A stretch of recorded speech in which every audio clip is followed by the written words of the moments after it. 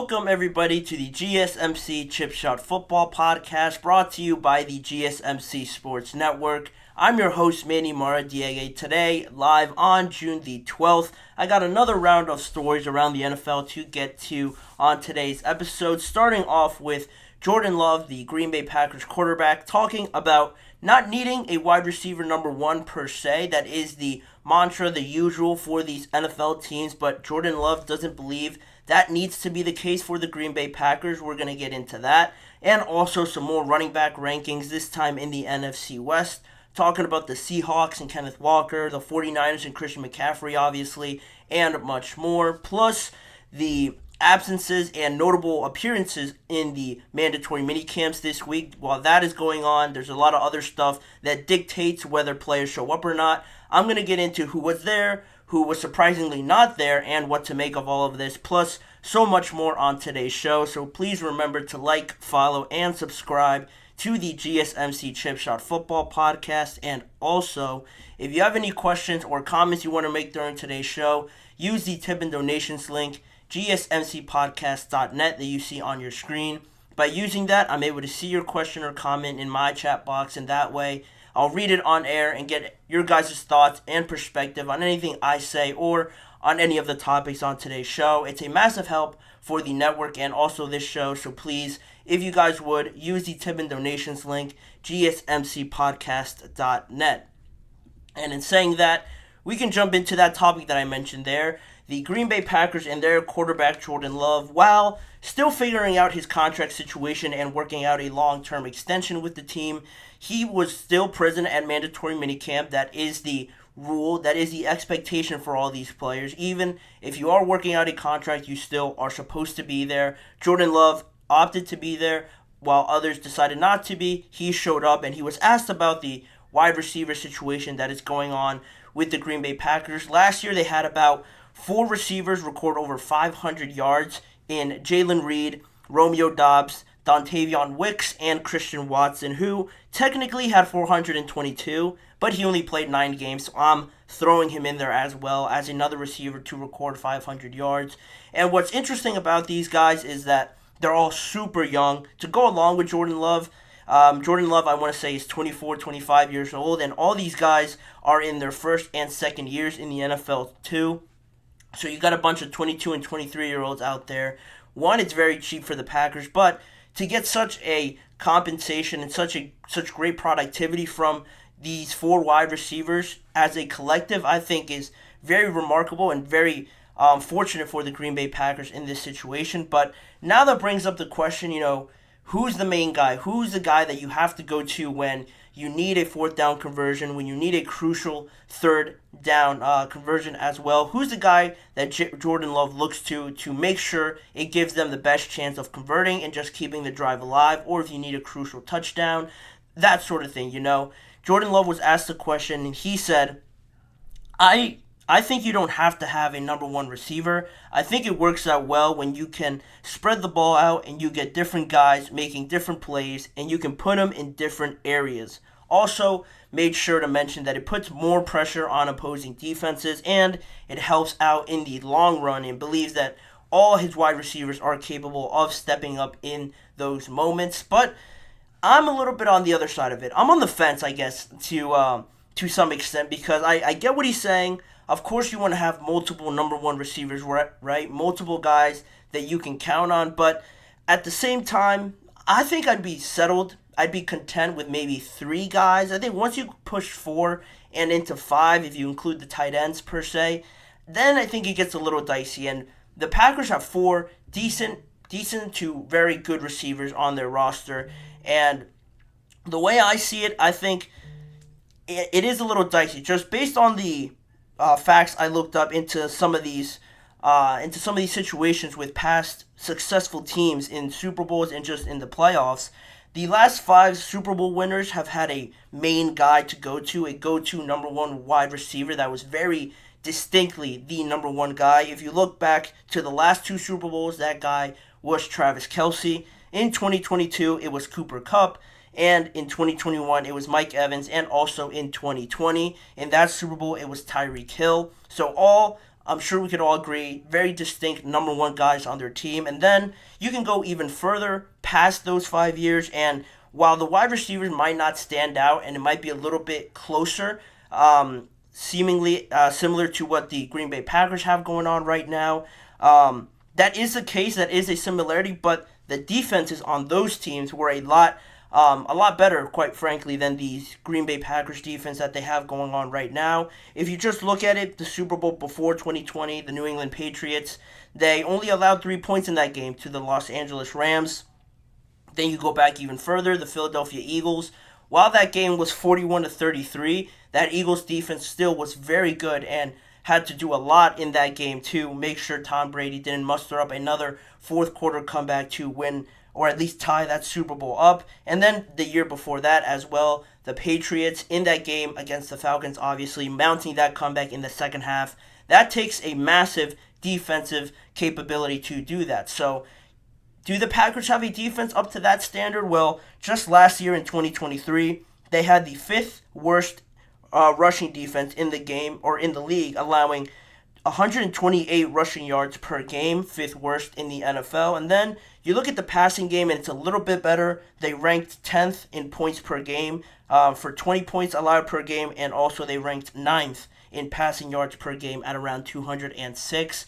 The passing defense isn't awful. You could survive with that, but the run defense is really where it really tilts it not in favor of the Packers for having a top 5, top 10 defense, because the run defense really is demoralizing. If you can't stop the run, then it obviously opens up a whole other dimension for these offenses. And then at that point, you're really just out there guessing. You don't want to overcompensate the run. Then you're wide open on the back end and stuff like that. You know how it goes when defenses try to patch up different holes where they just don't have the capability of doing so.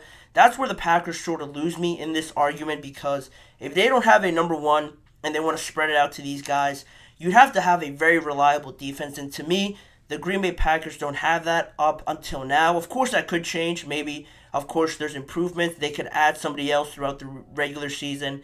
That's a possibility. But speaking right now, I don't think the Packers have that. And then you get back to the discussion about the receivers, and that also brings up some other challenges, you could say, to a very young team. Because last year, I felt that the Packers, there wasn't very much, going into that year. Not many people expected them to not only make the playoffs, but perform very well in those playoffs. Jordan Love had a crazy run there towards the end of the year, and also that game in Dallas, obviously, and then playing very good in San Francisco. A shame that he couldn't get it done, but that surprised a lot of people. A very young team, no expectations. Not a lot of teams have film on them or really consider them a threat until, they're punched in the mouth and proven otherwise. So I think the Packers surprised a lot of people. Now, in their second year altogether, they're going to have to deal with that. Defenses now having a scouting report on them and really knowing what they like to go to, all their tendencies and stuff like that, and making sure they can counter that with something else. That's always a major challenge for these young teams. And also, you could give them a little bit of credit to Matt LaFleur for having such a great scheme to get some of these guys open potentially at times. If they're not fully developed yet, I think Matt LaFleur has a lot to do with how great this offense looked and getting all these guys open and getting all these guys a piece of the pie, per se, to also be successful in their own right. Then you also look at it as a team where the financial benefits obviously are great, and that also benefits the Packers to have all these options, still young and still benefiting you to the best of their abilities. But I think it would be fair to say now that the trial's still out on the Green Bay Packers, but I think you do need that go-to guy that will be open or that will give you the best chance of completing that pass, because it really eliminates the possibility of having to find somebody, if that makes sense. When you have 4 guys that you think could be open, you do like them in their matchups. It's all favorable across the board, but that means you have to try and find somebody, depending on the defense, if it's a zone or if they're manning it up or they're trying to disguise it in a way. It takes up more time to first analyze that, know what you're looking at, analyze the picture, and then trying to find somebody that you hope is open. If the first option isn't there, you have to go to the second and go through your progression that way.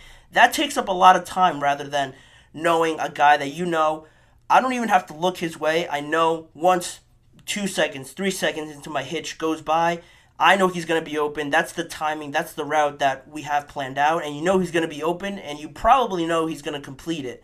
That's where my thought process goes with all of this and the Green Bay Packers. Not to say that none of them can eventually get there, because I doubt all 4 of them stay on the Packers for the next 5 to 6 years. But for right now, I'm probably leaning towards the other way and thinking that you need a number 1 guy to go to if you want to get to those Super Bowls and get to those moments, the pinnacles of these seasons, and have it swing your way. I think you do need that number 1 guy, in my opinion. But maybe the Packers prove me otherwise. But until they do, I think it is just a little bit too many cooks in the kitchen, if you guys have ever heard that saying before.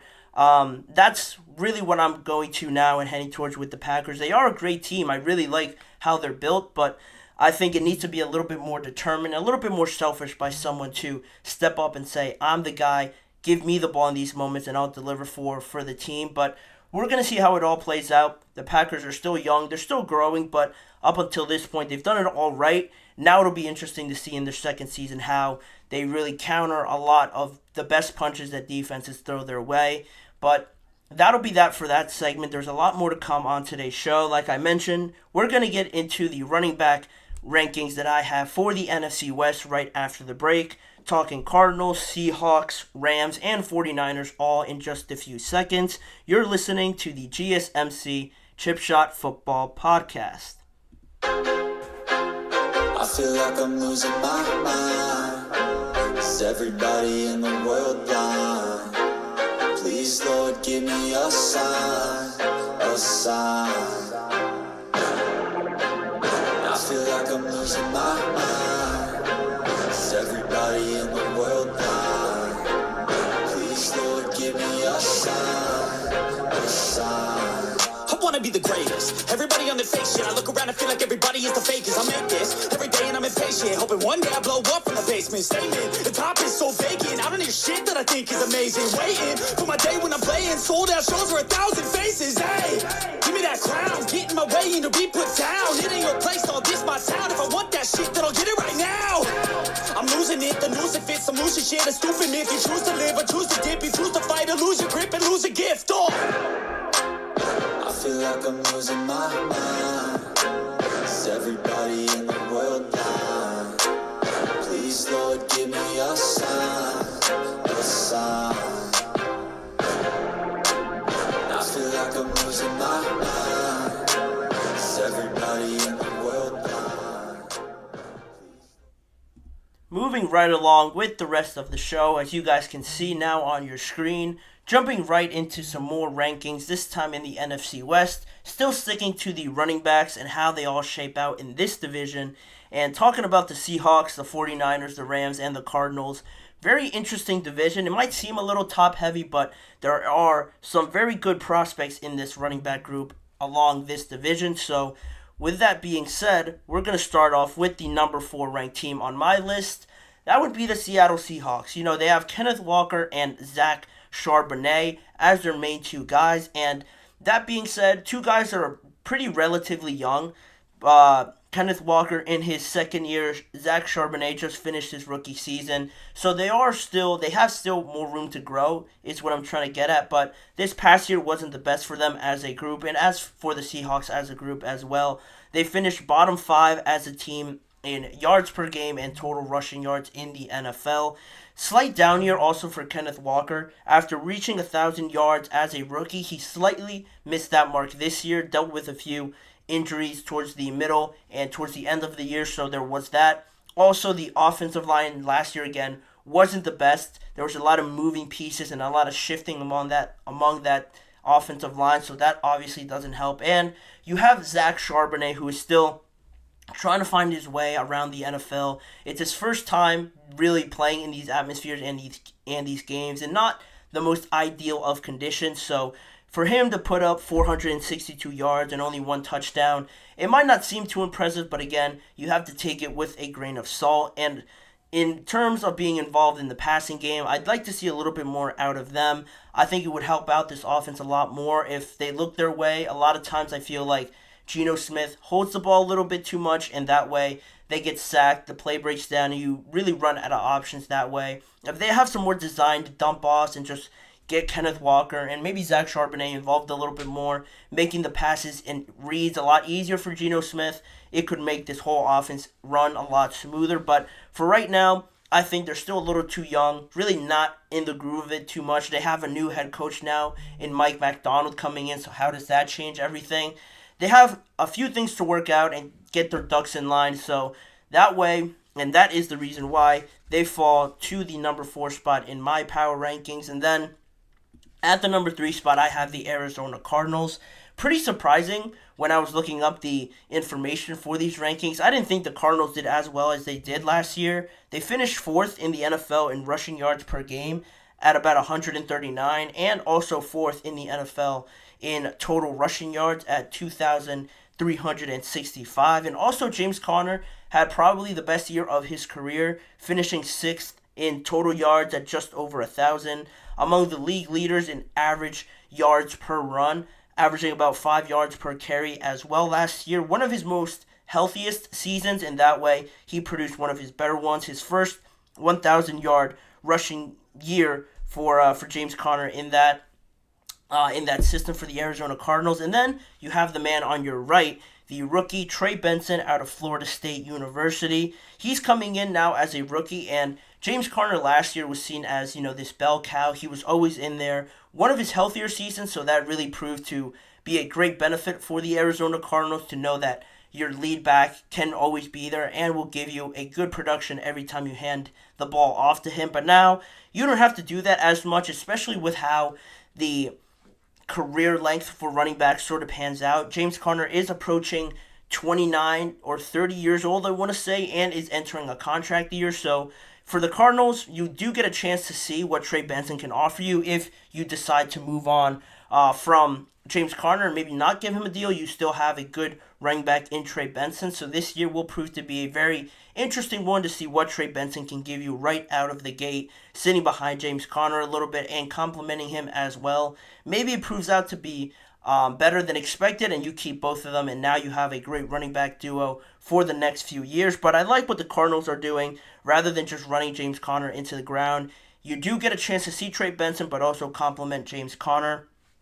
Getting these guys involved in the passing game is something else that I think is crucial, but with them, Trey Benson coming in, you have James Conner, and you add Marvin Harrison, you're starting to piece this offense together a little bit more, whereas last year, I think there wasn't too many options to give the ball to, so now it's starting to become a little bit more balanced, and I think this team's identity really is running the ball. I think that's how you get Kyler Murray going. You start involving him in the running game as well, and also now you have Marvin Harrison Jr. I think really identifying themselves with the run is the way to go, and now they could double their production with 2 very capable running backs. So I like what the Cardinals are doing, but they're not doing enough to get to the number 2 spot, which is held by the Los Angeles Rams.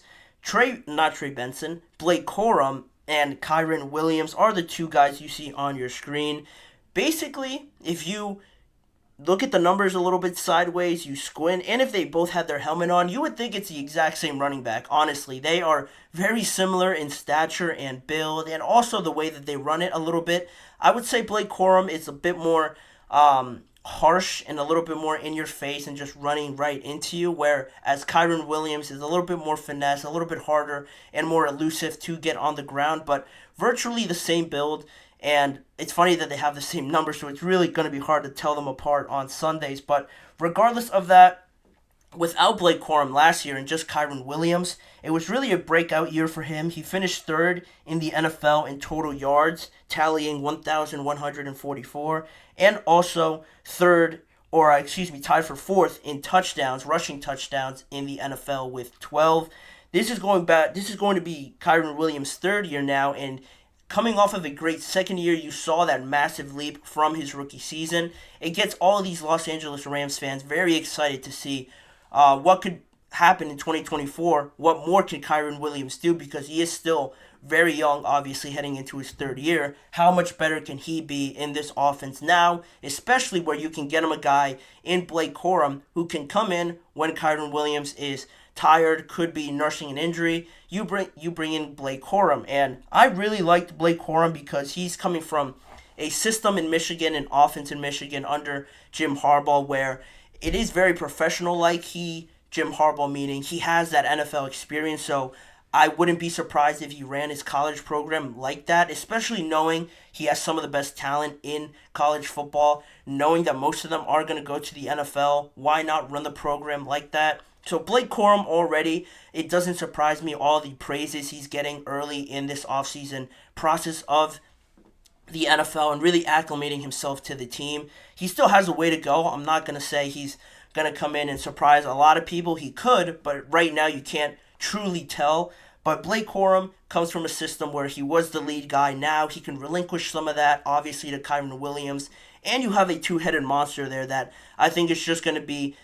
The word that pops up in my mind when I think of these two is just relentless. Relentlessly just going at you, running the ball 6 to 8 times per drive, because I think both of them are capable of doing it. And compared to Seattle and the Arizona Cardinals, I think these two guys can address and can add more to the passing game than the Seahawks and the Arizona Cardinals. Plus, you have Puka Nacua and Cooper Kupp, just giving these guys more room to run. I really like what the Rams are doing. They kept their offensive line together for the most part. So I'm really excited to see what they can do in 2024 and just build on a very young and exciting team that sort of made its presence known in 2023. But again, very good, very impressive, but obviously not the number one team in my running back rankings. That obviously falls to the 49ers, led by Christian McCaffrey.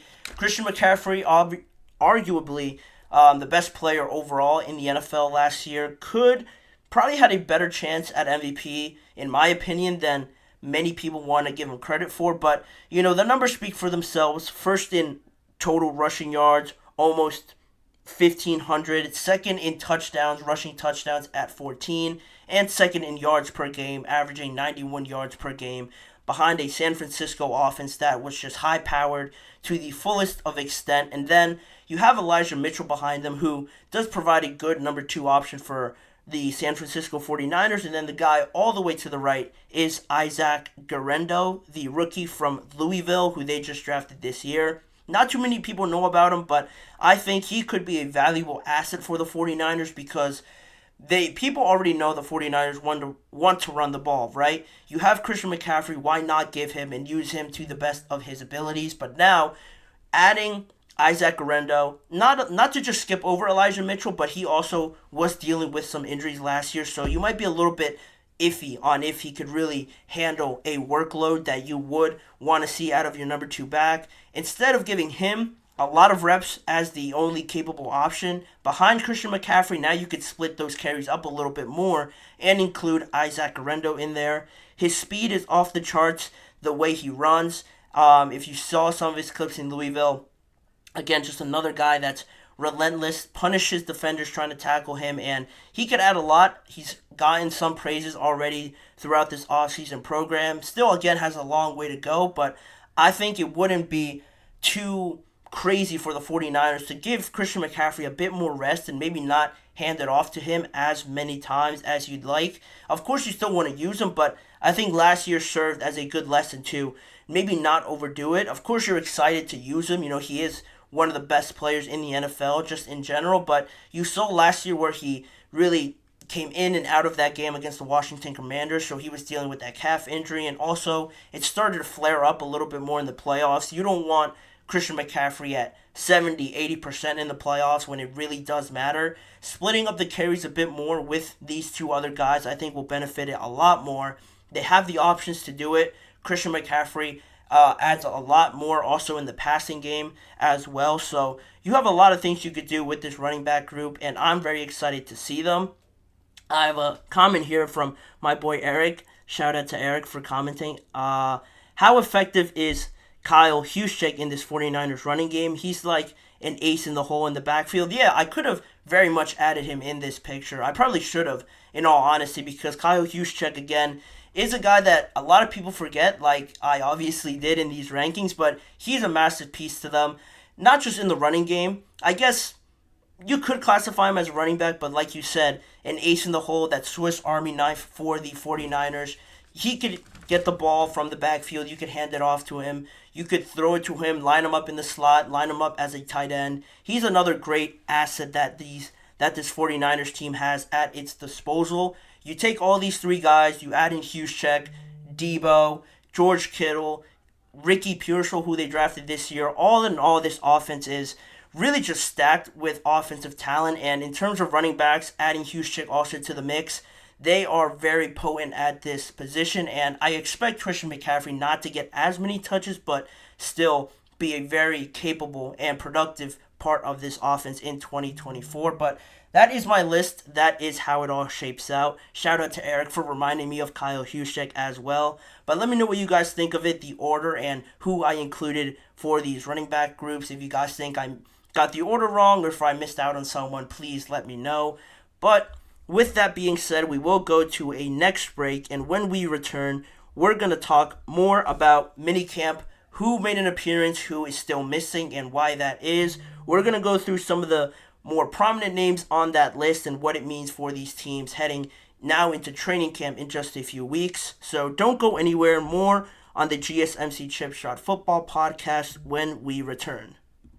Looking for your daily fix of sports talk without having to pay for it?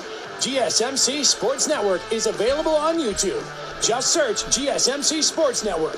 Get your fix of daily sports talk shows on YouTube, absolutely free. NFL, college football, NBA, MLB, MMA, UFC, fantasy football, and so much more. GSMC Sports Network has shows running all day long, with new sports shows starting every 2 hours. Just like on your favorite cable sports channel, except GSMC Sports Network is absolutely free. Just search GSMC Sports Network on YouTube to catch one of your new favorite shows, like the GSMC College Football Podcast, Chip Shot Football Podcast, Hoops and Heels Women's Sports Podcast, GSMC Basketball Podcast, and so many more. Check it out for yourself. GSMC Sports Network, now available on YouTube absolutely free. Search GSMC Sports Network on YouTube right now.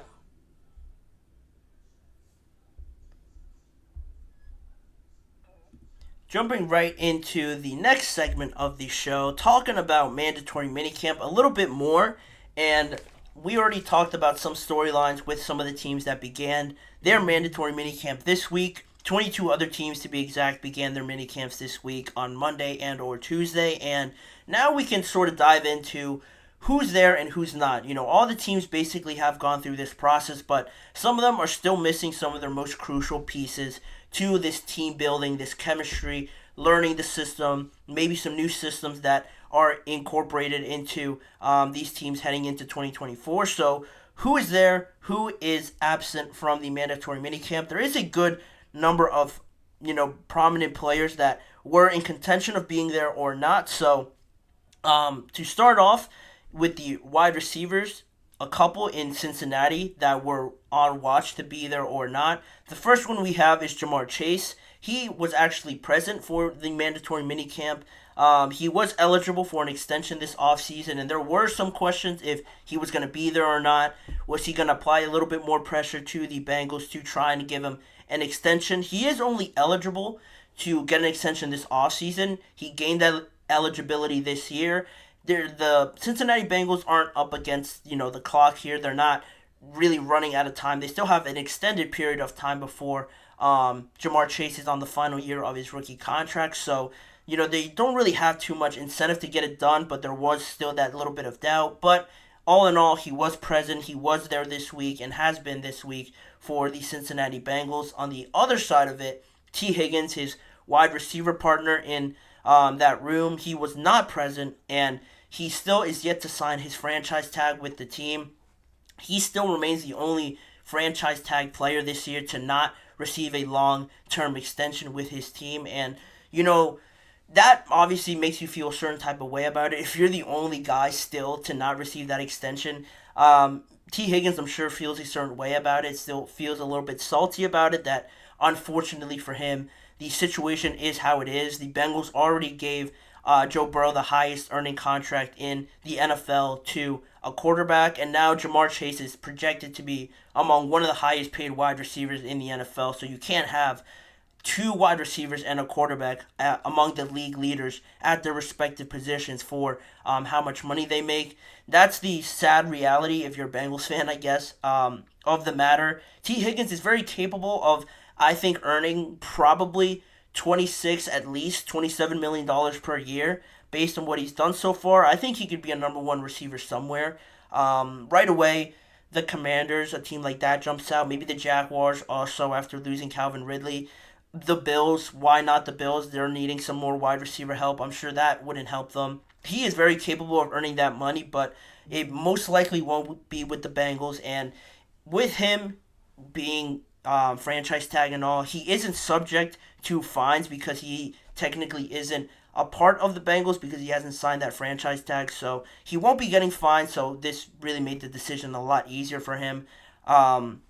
Then next on the list, you have Tristan Wirfs, giving the offensive linemen a bit of a shout out here. They're very crucial to the success of a lot of offenses. Tristan Wirfs, he was present at mandatory minicamp. He is on the 5th-year option contract year of his rookie deal because he was selected in the first round, and now it is the final year using that 5th-year option this year to pay him for 2024. The Buccaneers are up against it a little bit, but recent reports from the Buccaneers and just anybody around that situation would say that the vibes around this negotiation process is going pretty positively. There is a good feeling that Wirfs and the Buccaneers agreed to a contract extension probably before training camp or at some point throughout training camp. Not one of the situations that I'm too worried about, but, he was in doubt. Was he going to show up or not? He was present, and I expect the deal to be worked out with him in no time. Then, one of the more crucial ones, and one of the more confusing ones as well, you have Hassan Reddick. He was not present at the New York Jets mandatory minicamp this week. He is entering a contract year, a contract that he signed with the Philadelphia Eagles, but since he was traded there, obviously the Jets take up that last year of his contract, and he is looking for a raise according to multiple sources around the situation. It is a contract year for him, so he is looking to get a little bit more bang for his buck, and based on his production, I would probably think he's in the right here, but it is just a weird situation because he wasn't there for the voluntary portion of the offseason. Then you get into this mandatory part, and with the Jets, I'm not really getting a good vibe, a good feeling from them because they have too many players coming in and out, or too many players not being there all at the same time and getting an extensive amount of reps with all of them being there and just building that chemistry. I'm going to get to Aaron Rodgers in a second, but he adds to the list. Hassan Reddick adds to the list on that defensive side of the ball. The offensive line is still getting pieced together. I'm not sure if any of them or all of that group has been present all together for an extensive period throughout this offseason, so that's something else to watch out. And Hassan Reddick could arguably be their most talented pass rusher, and to have him not show up, I think, is pretty alarming, so it'll be a situation to watch out the rest of this offseason if the Jets and Reddick can agree to an extension. Then you have Courtland Sutton, one of the ones that isn't too alarming just because he was holding out a little bit for the voluntary parts, but other than that, he is showing up now for the mandatory portion of this offseason, and he has said that he wants to continue being a Denver Bronco, but he is also looking for a pay raise with how crazy the wide receiver market has been and how flattering the contracts have been to these wide receivers. It's no surprise that he wants to get a little bit more compensation for what he means to this team. Again, I side with the player here. It makes sense that he wants a raise, but will the Broncos do it? They're still very much handicapped with the Russell Wilson, obviously, salary cap deficiencies that they're having to deal with. So whether that gets worked out, it'll all drag into training camp, but it is a good sign that he is there. He'll probably be there for training camp, so it isn't something that I'm too fussed about. Then you have Marshawn Lattimore again, another one that was a candidate to be traded, but he was present at mandatory minicamp, and that whole situation seems to have been ironed out, and there really isn't no ill feelings there between the Saints and Marshawn Lattimore. Then another one that isn't too grave of a situation, Matthew Judon. He was present. He is looking for a raise also. He is scheduled to make $6.5 million in 2024 for the Patriots' most impactful pass rusher. You'd think he'd be making more compared to all the other pass rushers and what they're making on their contracts. So Matthew Judon was there, was present, but he is still looking for a pay raise. Then you have Tua Tagovailoa on the 5th year and final year of his rookie contract. Surprised a lot of people by showing up to mandatory minicamp. If I was Tua, I probably wouldn't have shown up, but it is a delicate situation because Tua doesn't have too much leverage right now in this situation. It's not like he has produced back-to-back years where he has been very, very good. Only last year was the real, true season that he put up the numbers and was healthy enough to make the Dolphins think and really contemplate their decision on whether or not they want to extend him. I guess he has the recency bias, or being a prisoner of the moment. You would say the situation is leaning towards Tua's side, but you have to take all the factors into consideration here. And Tua was present, and whether a deal gets worked out, I think it's still pretty much 50-50, 60-40 up until this point. So that's that with the Dolphins. Then you have CeeDee Lamb, obviously still not present, is going to play this last year in 2024 on his 5th-year option. So whether or not he shows up to training camp will be very fascinating to see. On that same side, Micah Parsons just became eligible this year for an extension, so he was present after being absent the entire offseason. He shows up to the mandatory minicamp. He was there. He is signed through 2025, so there is a lot of time left with Micah Parsons, but there was a little bit of doubt with the Cowboys and whether Micah would show up, but at the end of the day, he showed up and was present. Then you have Tyreek Hill, who was present, still looking for a pay raise after a lot of receivers got paid right after him, so it is logical that he wants more money. That was a little bit of doubt, but he was present. And then Brandon Ayuk still absent from the 49ers. I don't think a deal is going to get done, but with Brandon Ayuk, it's still, I guess, up in the air for some people. He wasn't present. He's also another one that will be on that 5th-year deal for the 49ers. I expect him to move on. I think the 49ers, over this period that they're not going to be with everybody, there's going to be a little bit of break here. I think they'll finally come to the realization that this just isn't trending in the right direction. So that's that with Ayuk not present, subject to, I think, around $100,000 worth of fines for missing all 3 days. And then the last one was Christian McCaffrey, but he just got paid. He was obviously present. So he's all in all settled there with the 49ers. But to answer the question, whose absence is most alarming, I would probably say Hassan Reddick. Hassan Reddick, just because the Jets have so much pressure on them. The Jets have a lot riding on this season. Aaron Rodgers has said it, and I think everybody in that building pretty much agrees with him that this year a lot depends on how they do. They're going to be in the national eye for the most part in the first half of the year. So everyone's going to be looking at them. They're going to be talked about probably every day for the first part of the season. So there's going to be a lot of critics, everybody nitpicking at everything they do.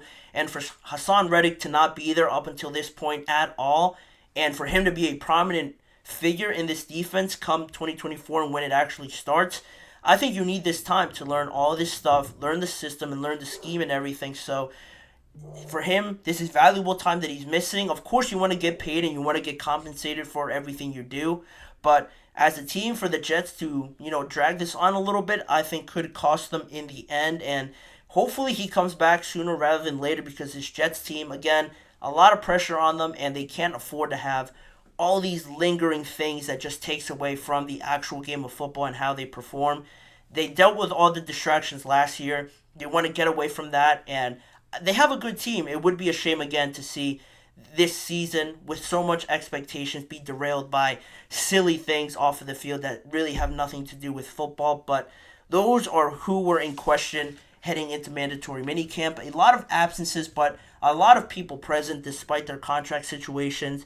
Let me know what you guys think of those situations. Do you guys think it'll all be resolved with some of them? Do you guys feel like some that weren't present are probably not going to be present in training camp? Leave your guys' thoughts in the comments section of this video. But we will head to another break, and when we come back, a couple more stories to talk about, focusing in on the Tennessee Titans and their new identity they're embracing with their new defensive coordinator, Denard Wilson. He's bringing a new identity to the Tennessee Titans. I'm a big fan of it, so I'll get into that. Plus, Micah Parsons touches on his baseball playing abilities. In a recent interview, he was asked about how many hits he would get in a 162 game season. He gave a pretty surprising answer. I'll get into it and I'll reveal that once we come back from this break. You're listening to the GSMC Chip Shot Football Podcast.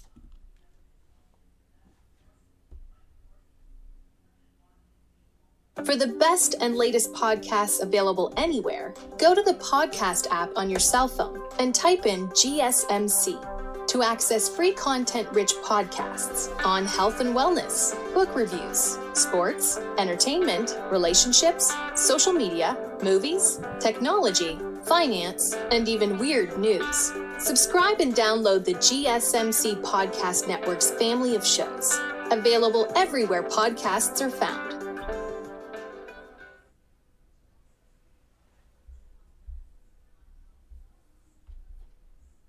Welcome back here to the GSMC Chip Shot Football Podcast, and now talking about the AFC a little bit here, focusing in on the Tennessee Titans.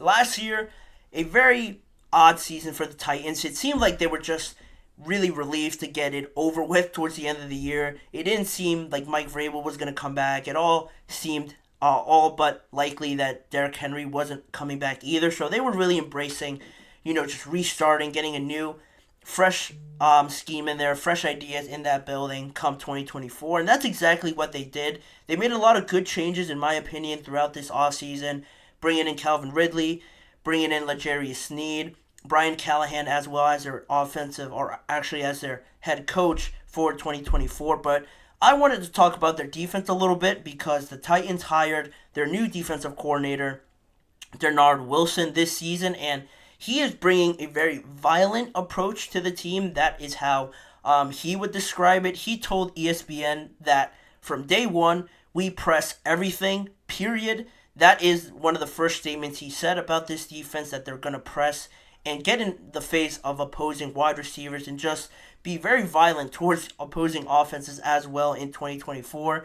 Last season, I think it comes very good for this Tennessee Titans team because last year they were a bit more conserved with their approach on the defensive side of the ball. They ran a lot more zone than press man coverage. 33% of the time last year was more zone, and only that was only more than 3 teams there in the NFL. So they were, I guess, bottom 4 in amount of press coverage and man coverage you saw last year among NFL teams. And now you bring in Denard Wilson, who has a very good reputation of exactly that, being more up in the face of wide receivers, being more so about man coverage and having opposing teams and opposing wide receivers just beat you one-on-one rather than zoning it up and confusing opposing quarterbacks. Denard Wilson was the secondary coach in Philadelphia a few years back when they led the NFL in fewest yards allowed per game at only 171.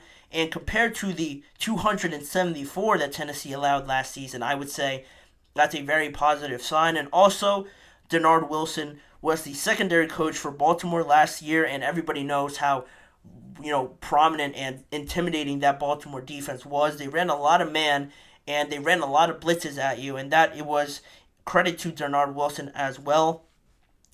With Baltimore, which had Baltimore finished tied for second in the NFL for the least passing touchdowns allowed per year, only 18, and the 4th highest usage of press man coverage as well, using press coverage at about 68% of the time with the Baltimore Ravens. Now, I know the personnel on your defense has a lot to do with it, but it is a good sign. It seems he's very comfortable using press and being one-on-one against opposing wide receivers, and I think that can only help this Tennessee Titans team because not only is it a better system, in my opinion, now they have the people to do it. Now they brought in the talent to sort of execute this game plan that Denard Wilson wants to bring to this Titans team. They brought in L'Jarius Sneed, obviously.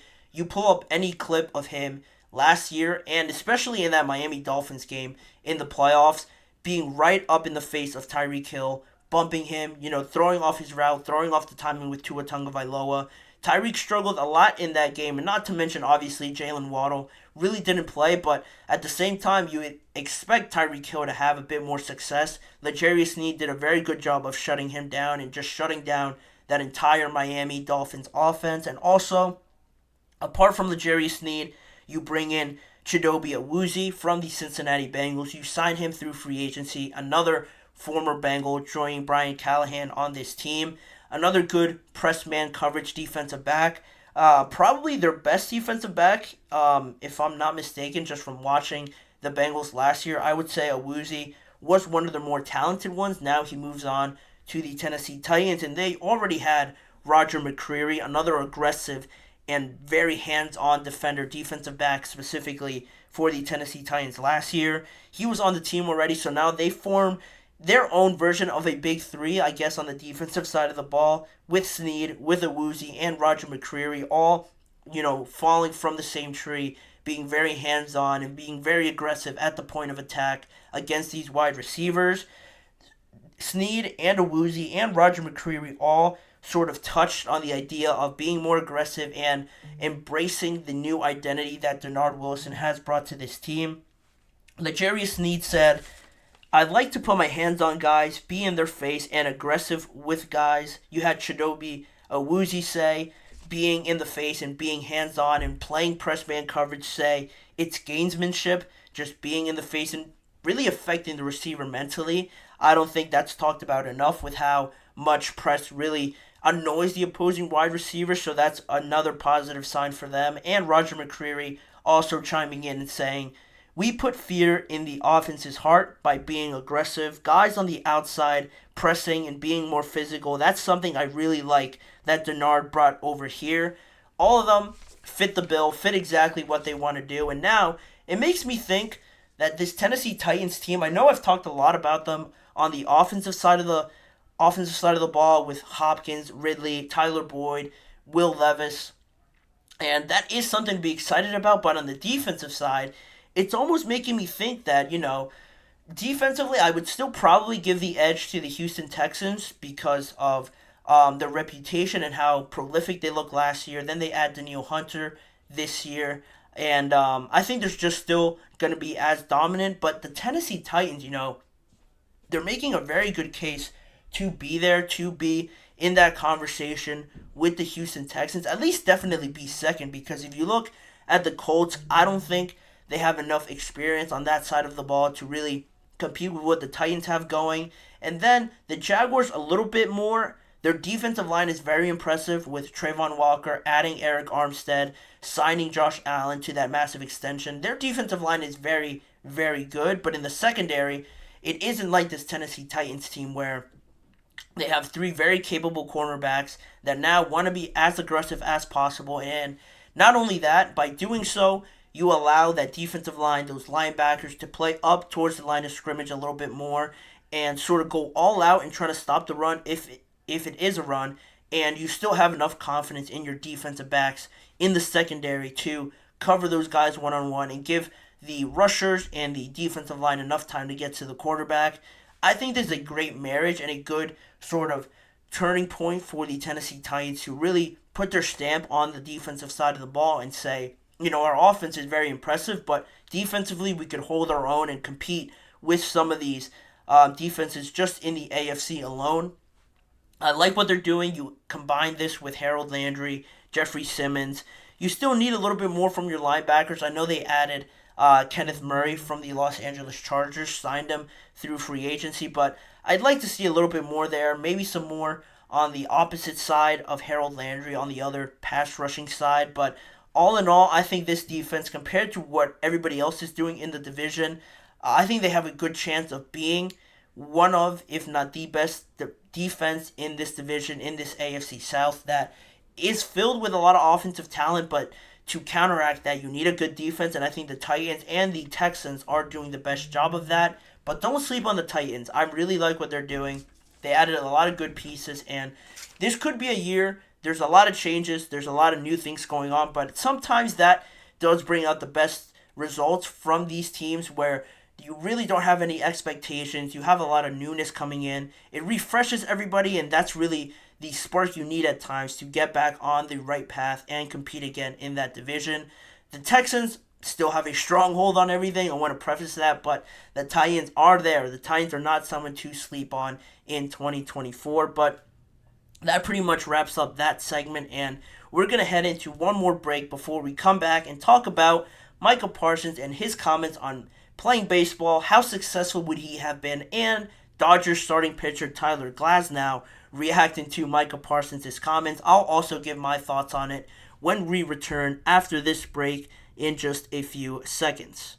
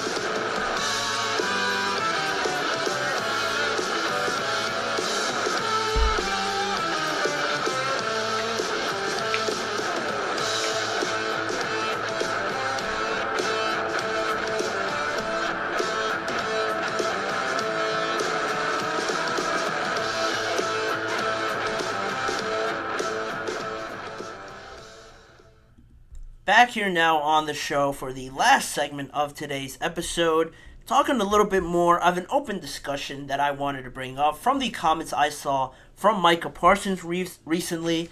I want to give a little bit of context. Previously, where I was going with this segment, I wanted to bring up that past discussion we had when Austin Rivers came out and said that you could take 30 NBA players currently and they'd be more successful playing in the NFL than 30 NFL players playing in the NBA. That got a lot of people riled up. I gave my opinion on it. I thought Austin Rivers was out of his mind. I thought it was the other way around. But regardless of that, now it brings up another topic I wanted to throw out here for you guys. And regarding baseball, Dodgers pitcher Tyler Glasnow appeared on the Chris Rose Rotation podcast recently, and he reacted to Micah Parsons' comments with C.J. Stroud. They were, I want to say I'm going to forget now. I want to say they were at a Braves game or something like that, and Micah reacted to a question. The original question to Micah was, if you played in 162 MLB games with 5 at-bats every game, how many hits could you get, after those 162 games? To which Micah Parsons responded by saying, I think I could get like 200.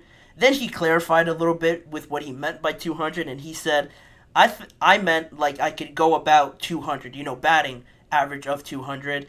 Like average 200 is what he said, and Tyler Glasnow reacted to that, and he sort of gave his thoughts on it, and he said, if he had 500 at-bats, 5 hits, maybe 5 hits for sure. I think once he steps in and sees like a big league pitcher, he'd be like, oh, never mind. I think it's good to have the confidence. I appreciate the confidence, but 5 hits, maybe.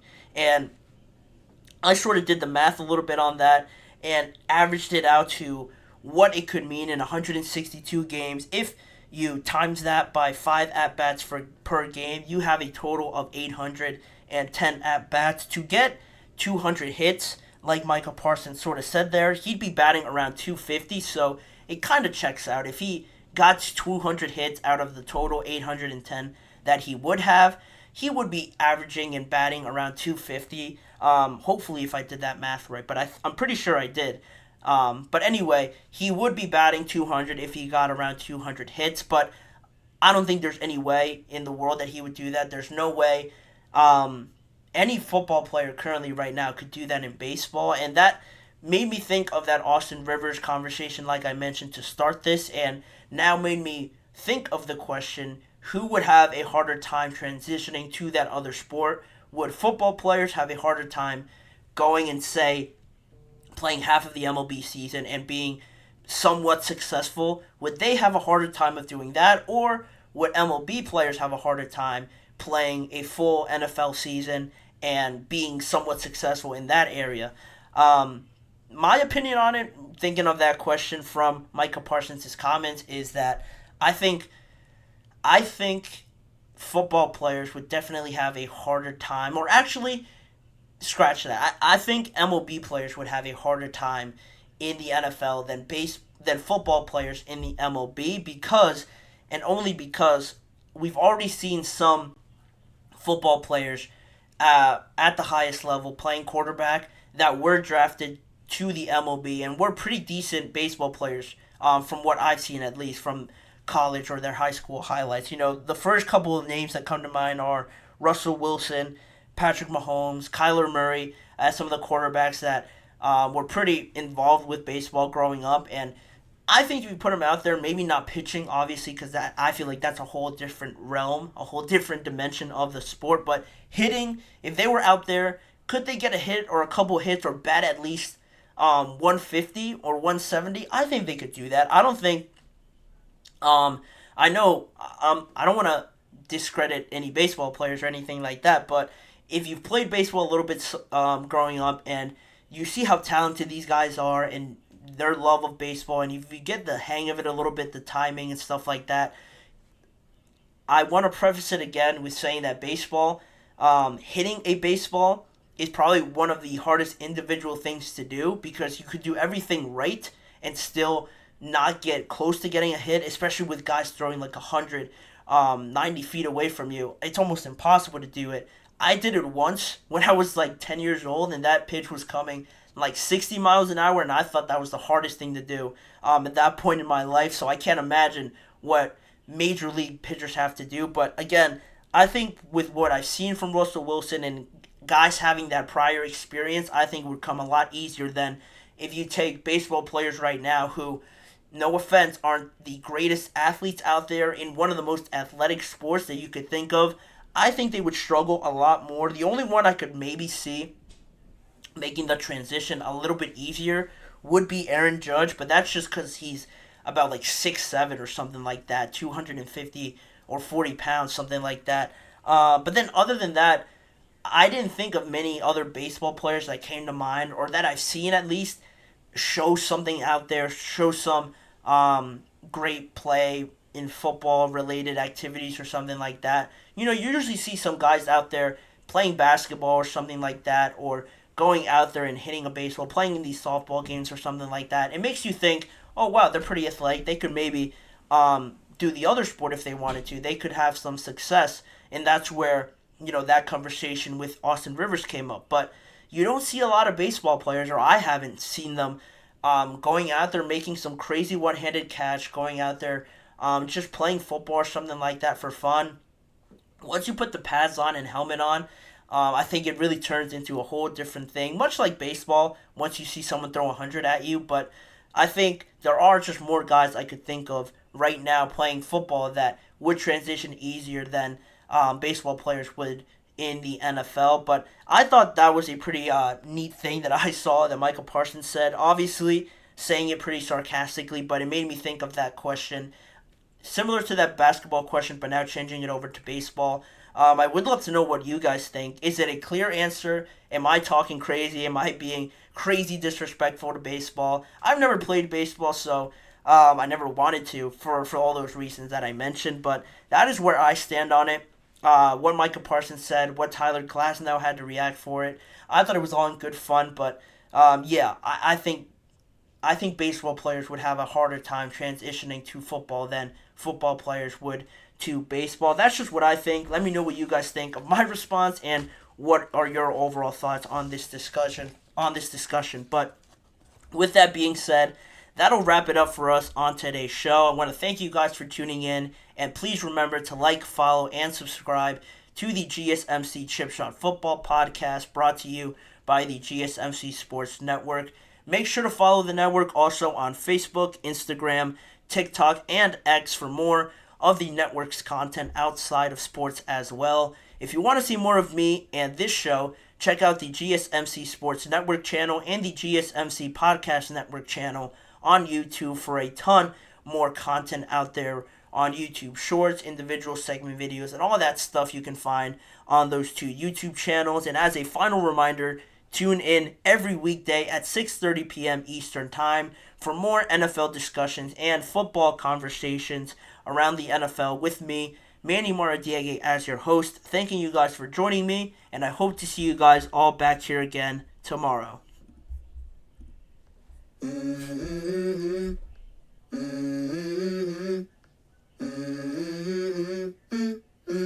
Let's go. I wake up to a little bit of drool on my pillow, feel like it's gonna be a bad day. Yeah, I'm tired of shit, and the coffee ain't hit yet, damn, ain't that great.